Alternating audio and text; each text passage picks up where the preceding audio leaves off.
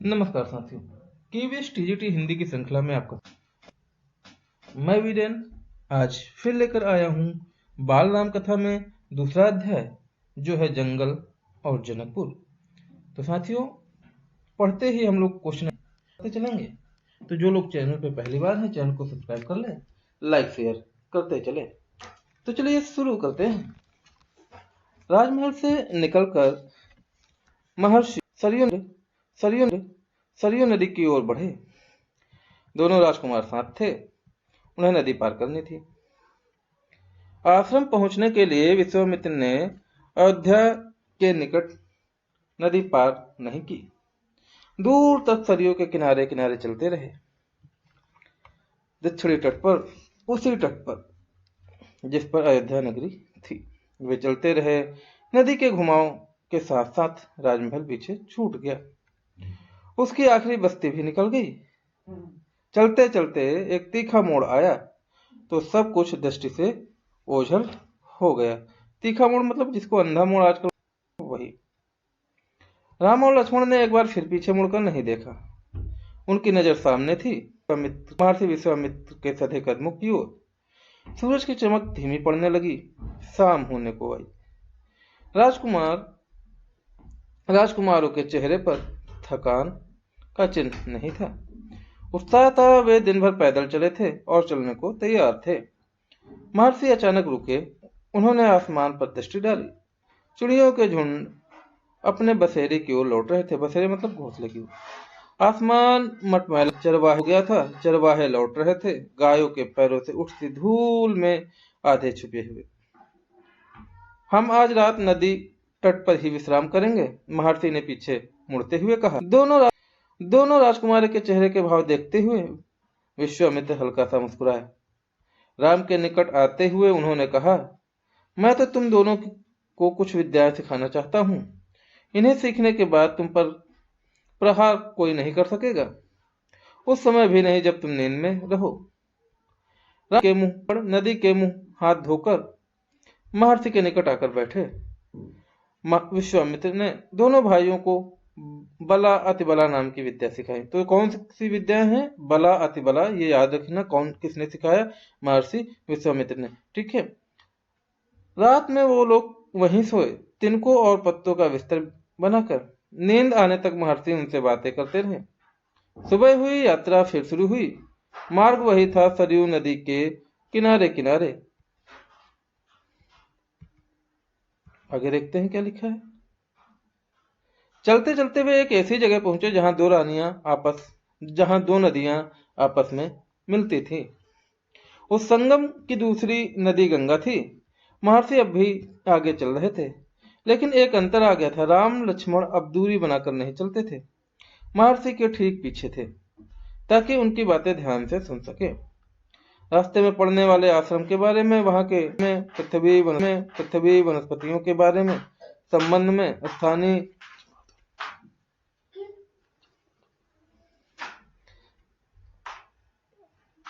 इतिहास उसमें शामिल होता था। आगे की यात्रा कठिन थी। जंगलों से होकर उससे पहले उन्हें नदी पार करनी थी।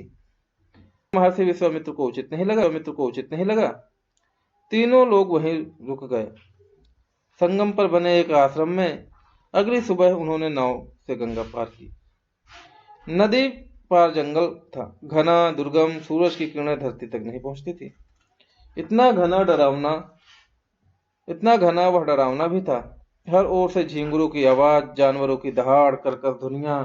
राम और लक्ष्मण को अस्वस्थ चलते हुए महर्षि ने कहा, ये जानवर और वनस्पतियां जंगल हैं, इनसे कोई डर नहीं है। असली खतरा राक्षस ताड़का से है, वह यहीं रहती है। तुम्हें वह खतरा हमेशा के लिए मिटा देना है। जंगल के डर से कोई उस वन में नहीं आता था। जो भी आता ताड़का उसे मार डालती, अचानक आक्रमण कर देती। उसका डर इतना था कि वह सुंदर वन का नाम ताड़का वन पड़ गया था। सुंदर वन का नाम क्या पड़ा था? ताड़का वन। ये क्वेश्चन बन सकता है, याद रखिएगा।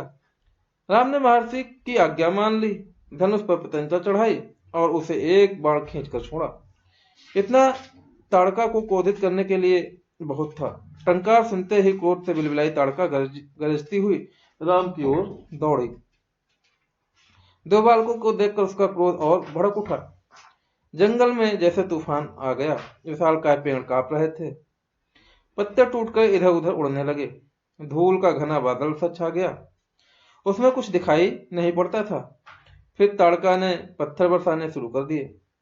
राम ने उस पर बाण चलाए, राक्षस ने भी निशाना साधा। ताड़का बाणों से घिर गई। राम का एक बाण उसके हृदय में लगा, वह गिर पड़ी, फिर नहीं उठी। विश्वामित्र बहुत प्रसन्न हुए। उन्होंने राम को गले लगा लिया। उन्हें दोनों राजकुमारों को 100 तरह के नए अस्त्र शस्त्र दिए। इनका प्रयोग करने की विद्या और महत्वपूर्ण समझाया। महर्षि का आश्रम वहां से अधिक दूर नहीं था, लेकिन तब तक रात हो चली थी। विश्वामित्र ने वह दूरी अगले दिन तय करने का निर्णय लिया। ताड़का मर चुकी थी, उसका भय नहीं था। तीनों ने रात वहीं बिताई, ताड़का वन में, जो अब पूरी तरह भय मुक्त था। सुबह जंगल बदला हुआ था। अब वह ताड़का क्योंकि ताड़का नहीं थी। भयानक आवाजें गायब हो चुकी थी। पत्तों से गुजरती हवा भी उसकी सरसराहट का संगीत था। चिड़ियों की चहचहाहट थी, शांति थी, तस्वीर बदल गई थी। सिद्धाश्रम का अंतिम पड़ाव था। महर्षि का आश्रम, रास्ता छोटा भी था, मनोहारी भी। प्राकृतिक सौंदर्य का आनंद लेते हुए तीनों लोग जल्दी ही आश्रम पहुंच गए। आश्रमवासियों ने उसकी अगवानी की, अभिनंदन किया। उसकी प्रसन्नता दुगनी हो गई। महर्षि विश्वामित्र के आश्रम लौटने की खुशी में राम के आगमन का सुख। विश्वामित्र यज्ञ की तैयारियों में लग गए। अनुष्ठान प्रारंभ हुआ। आश्रम की रक्षा की राम लक्ष्मण को सौंपकर। महर्षि अस्वस्थ थे। अनुष्ठान अपने अंतिम चरण में था, पूरा होने वाला था। कुछ ही दिनों में 5 दिन तक सब ठीक ठाक चलता रहा, शांति से, निर्विघ्न से। निर्विघ्न मतलब कोई बाधा न उत्पन्न होना। लगता था कि राजकुमार की उपस्थिति ने ही राक्षसों को भगा दिया है। राम और लक्ष्मण ने यज्ञ पूरा होने तक न सोने का निर्णय किया था। वे लगातार जागते रहे, चौकस रहे। कमर में तलवार, पीठ पर टुड़ी, हाथ में धनुष, पतंचा चढ़ी हुई, हर स्थिति के लिए तैयार। अनुष्ठान का अंतिम दिन अचानक भयानक आवाजों से आसमान भर गया। सुबाहु और मरीच ने राक्षसों के दल बल के साथ आश्रम पर धावा बोल दिया। मरीच क्रोधित था, यज्ञ के अलावा भी इस बात से कि राम लक्ष्मण ने उसकी मां को मारा था, ताड़का को।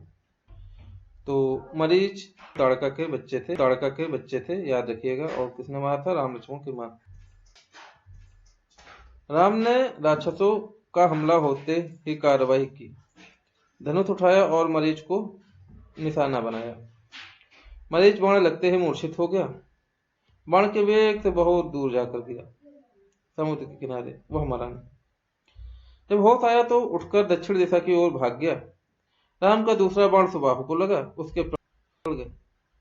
सुबाहु के मरने पर राक्षस सेना में भगदड़ मच गई। वे चीखते चिल्लाते भागे। कुछ लक्ष्मण के बाणों का शिकार हुए, अन्य जान बचाकर भाग खड़े हुए। महर्षि विश्वामित्र का अनुष्ठान संपन्न हुआ। राम ने महर्षि को प्रणाम करते हुए पूछा, अब हमारे लिए क्या आज्ञा है मुनिवर? महर्षि ने राम को गले लगाया और कहा, हम लोग यहाँ से मिथिला जाएंगे, महाराज जनक के यहाँ, विदेहराज के दरबार में। मैं चाहता हूं कि तुम दोनों मेरे साथ चलो, उनके आयोजन में हिस्सा।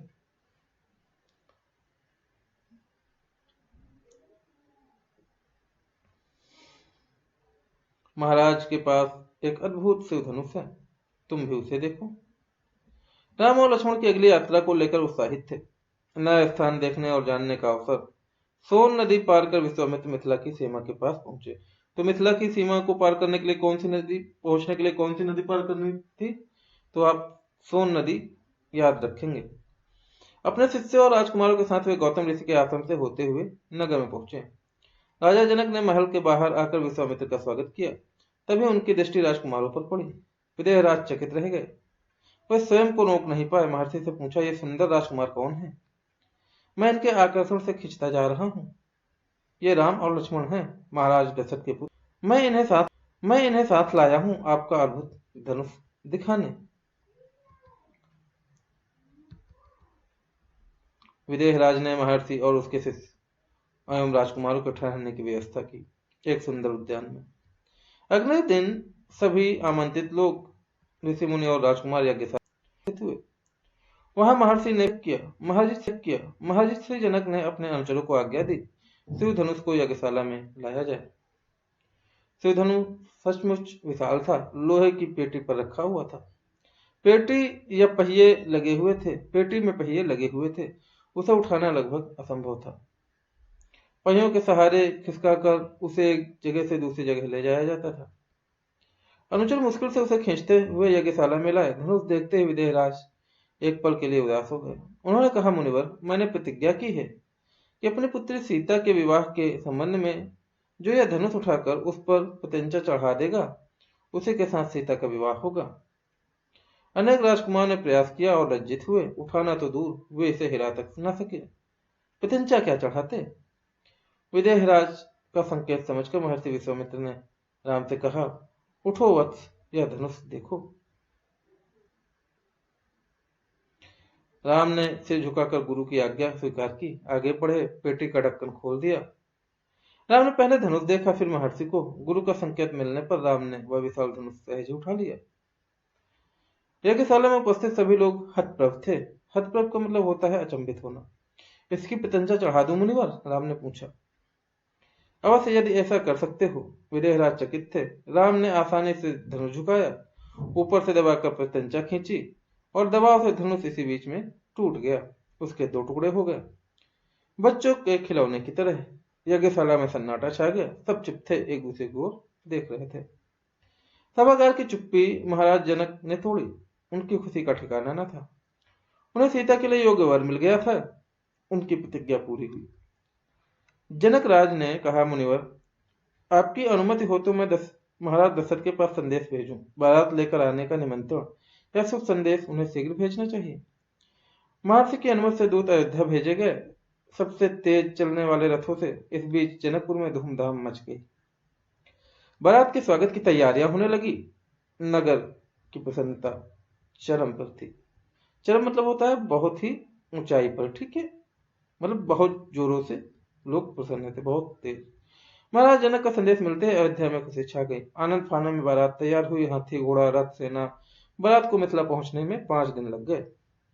जनकपुरी जगमगा रही थी। हर मार्ग पर तोरण द्वार, हर जगह फूलों की चादर, एक एक कोना सुवासित। हर घर के प्रवेश द्वार पर वंदनवार, एक एक घर से मंगल गीत। मुख्य मार्ग पर दर्शकों की अपार खिड़कियों और छज्जों से झांकती महिलाएं एक नजर में हमको देख लें, राम सीता की जोड़ी दिख जाए।